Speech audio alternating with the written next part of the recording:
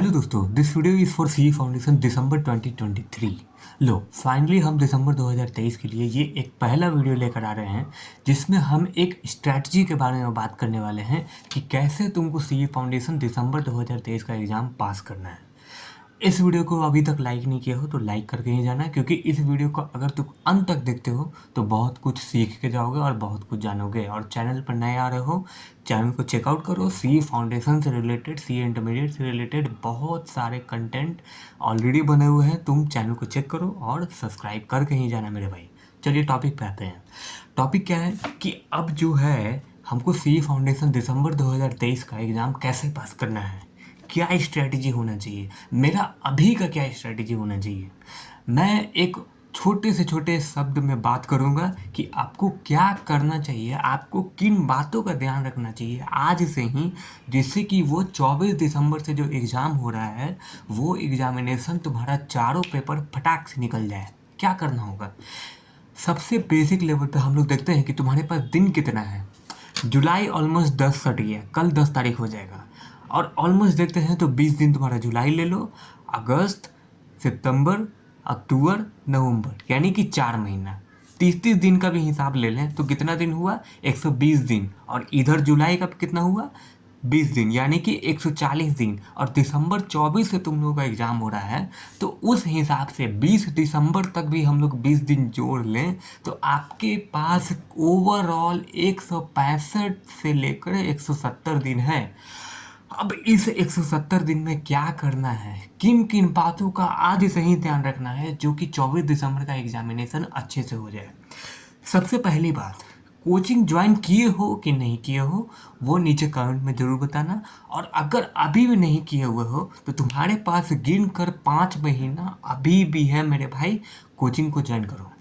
अगर तुमने 12th दिया है और तुमने ये सोचा था कि मैं सेल्फ स्टडी से तैयारी कर लूँगा, लेकिन जब तुम सिलेबस देखे सी फाउंडेशन का, अकाउंट्स में घुस गए, लॉ में घुस गए, या इकोनॉमिक्स कर रहे हो, या मैथमेटिक्स में स्टैट्स तुम लोगों को नया पढ़ रहे होगे, जो भी कॉमर्स लिया है विदाउट मैथ उसको स्टैट्स में फट रहा होगा। अभी तुमको लग रहा होगा कि भाई वाट लग गया, क्लास लेना पड़ेगा, देरी हो गया। कुछ देरी नहीं हुआ, अभी 5 महीना है। कोई भी कोचिंग को ज्वाइन कर लो, कोई भी कोचिंग को ज्वाइन कर लो मेरे भाई। वो कोचिंग को ज्वाइन करना जो तुम्हारा प्रॉपर टेस्ट ले। किस प्रकार से टेस्ट ले?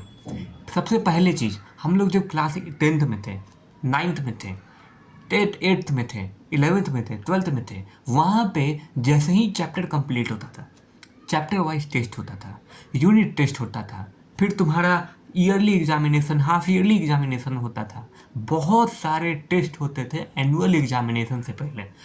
हम लोग यहाँ क्या करते हैं कि हम लोग सीधे अपना टेस्ट देते हैं उस मेन एग्जामिनेशन में, मतलब कि उस 3 घंटे में अपना टेस्ट देने जाते हैं डायरेक्टली, और वहाँ पे मेरा फट के 4 हो जाता है और किसी का भी फट के 4 हो जाता है जो डायरेक्टली टेस्ट देने जाता है एग्जामिनेशन में, कि देखते हैं यार कैसा एग्जामिनेशन आता है। सिर्फ ये देखने के आ रहे हो तो सीए को छोड़ देना, तुमसे सीए नहीं होगा, पहली बात, ठीक है। अब बात करते हैं कि कोचिंग का ज्वाइन करना है, बिल्कुल ज्वाइन करना है, बिल्कुल कोई इसमें डाउट होना ही नहीं चाहिए कि कोचिंग ज्वाइन नहीं करना है। दूसरी बात यह है कि क्या हम लोगों को फैकल्टी के मटेरियल से सिर्फ पढ़ना है? नहीं, तुमको 100% रिलाई रहना है ICAI के स्टडी मटेरियल पे। सबसे पहली बात, ICAI के स्टडी मटेरियल पे तुम कोई क्लासेस जाते हो, वहाँ पे कोई चैप्टर कंप्लीट होता है, लेट्स से अकाउंट्स में तुम्हारा BRS कंप्लीट हो रहा है, BRS का चैप्टर हो रहा है अकाउंट्स में, BRS का चैप्टर तुम्हारे फैकल्टी ने पढ़ा दिया, उसने अपने मटेरियल से तुमको कुछ प्रैक्टिस करा दिया और वहाँ पे कह दिया गया कि तुम्हारा चैप्टर ही हो गया कंप्लीट। हो सकता है वो फैकल्टी चैप्टर वाइज टेस्ट भी ले, बहुत अच्छी बात है। लेकिन अगर चैप्टर वाइज टेस्ट नहीं लेता है, तुमको क्या करना है? वो फैकल्टी से तुमको हर एक BRS का कॉन्सेप्ट को समझना है, ठीक है। BRS में पर्टिकुलरली नहीं बात कर रहा हूँ, आप कोई भी चैप्टर को ले सकते हैं, ठीक है। उस चैप्टर का हर एक कॉन्सेप्ट को तुमको अपने उस फैकल्टी से सीखना है। उसके बाद क्या? ICAI का स्टडी मैट उठाना है, क्योंकि स्टडी मैट जब उठाओगे तो क्वेश्चन नंबर 1 का जो पार्ट A और B आता है, जो कि थियोरेटिकल पोर्शन है, वो तुम्हारा क्लियर होगा। ट्रू फॉल्स में कभी कभी आ जाता है, ठीक है।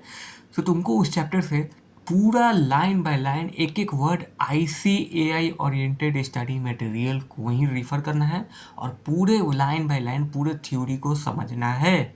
क्या करना है, पहले किसी से क्लास ले लेना, कोई चैप्टर कंप्लीट होता है, स्टडी मटेरियल का एक एक शब्द सॉल्व करना, देखना कि क्या है क्या नहीं है, सारे कॉन्सेप्ट को जब तुम समझ जाओ तो ICAI के सबसे पहले जो स्टडी मटेरियल में जो क्वेश्चन है उसको सॉल्व करना है। देखो तुमको आ रहा है कि नहीं आ रहा है, अगर नहीं आ रहा है तो वो वापस से उस कॉन्सेप्ट को समझो, ठीक है। ICAI के क्वेश्चन को सॉल्व करना है। अब क्या करना है, उस चैप्टर का चैप्टर वाइज टेस्ट लेना है। अब मान लो तुम कोचिंग कर रहे हो तो वो फैकल्टी अगर चैप्टर वाइज टेस्ट ले ले तो कोई बात ही नहीं है, बहुत अच्छी बात है। अगर नहीं ले तो भाई तुम खुद से ही कर लो। कैसे कैसे, उस चैप्टर का ICAI के वेबसाइट पे ऐसे बहुत सारे RTP MTP ऑलरेडी अपलोड होते हैं जो तुमको बहुत हेल्प करेगा, जो पर्टिकुलरली एग्जामिनेशन ओरिएंटेड MTP और RTP में क्वेश्चन दिखता है, जो तुमको RTP और MTP में जिस तरह का जो पैटर्न होता है क्वेश्चन का वैसे ही पैटर्न उठ के आ जाता है मेन एग्जामिनेशन में। तो वैसे तुमको चैप्टर वाइज उस क्वेश्चन को उठा लेना है, टेस्ट देना है। टेस्ट देने के बाद अपना खुद से रीचेक करो, अगर कोई फैकल्टी है तो उससे रीचेक करवा लो कि हाँ भाई सही है कि नहीं है, कहाँ गलती कर रहे हो पता होना चाहिए। टेस्ट चेक कर लो, देखो तुम्हारा कैसा है, क्या वो चैप्टर तुम्हारा अच्छे से कंप्लीट हो गया। अगर हो गया तो बहुत अच्छी बात है। अब उस चैप्टर को छोड़ नहीं देना है कि चलो भैया सब कर लिए। ICAI का स्टडी मटेरियल से एक एक वर्ड बाय वर्ड पढ़ना है मटेरियल से, क्लासेस के बाद जो भी चैप्टर कंप्लीट हो। दूसरा उसका क्वेश्चन सॉल्व करना है। तीसरा ICAI के वेबसाइट पे जितने भी उस चैप्टर से रिलेटेड क्वेश्चन दिए हुए हैं, चाहे वो थ्योरी है चाहे वो प्रैक्टिकल है, चाहे कोई भी ऐसा क्वेश्चन है जो उस चैप्टर से रिलेटेड है, उसको तुमको ध्यान में रख के उसको सॉल्व करना है।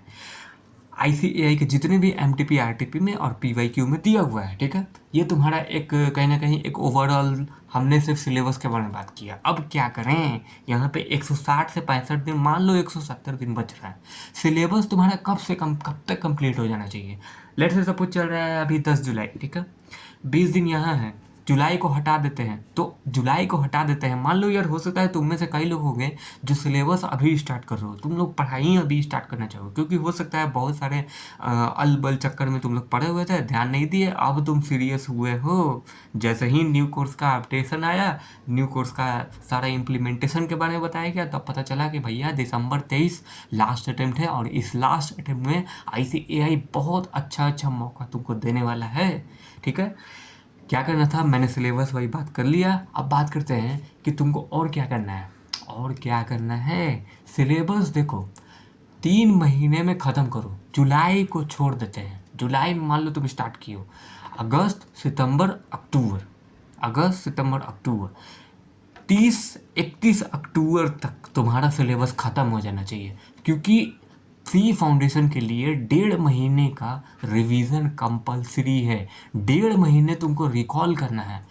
अक्टूबर 31 तक तुमको जितना चैप्टर कंप्लीट करना है उतना कंप्लीट करो। लेकिन कंप्लीट करने का तरीका क्या होना चाहिए, कंप्लीट करने का तरीका ये होना चाहिए कि फैकल्टी से उस चैप्टर को, कॉन्सेप्ट को समझे, उसके स्टडी मटेरियल, ICAI के स्टडी मटेरियल को क्वेश्चन सॉल्व किए, ICAI के मटेरियल को वर्ड बाय वर्ड सारा थ्योरेटिकल पोर्शन, मतलब कॉन्सेप्ट वगैरह सब कुछ सीख के तुमको ICAI का MTP RTP PYQ सब मारना है। अरे यार तुमको अगर पास होना है तो तुमको करना पड़ेगा, ठीक है। अब आगे क्या करना है, अब आगे सिंपल सी बात है कि आगे तुमको 1.5 महीने जो लास्ट में बचता है उसमें सिर्फ रिवीजन करना है। और इस रिवीजन में क्या करना है, इस रिवीजन में तुमको सीधी सी बात है ये करना है कि तुमको ICAI का जितने भी RTP PYQ में क्वेश्चन है उसका सेपरेटली क्वेश्चन सॉल्व करना है। देखना है कि तुमको कितना आ रहा है,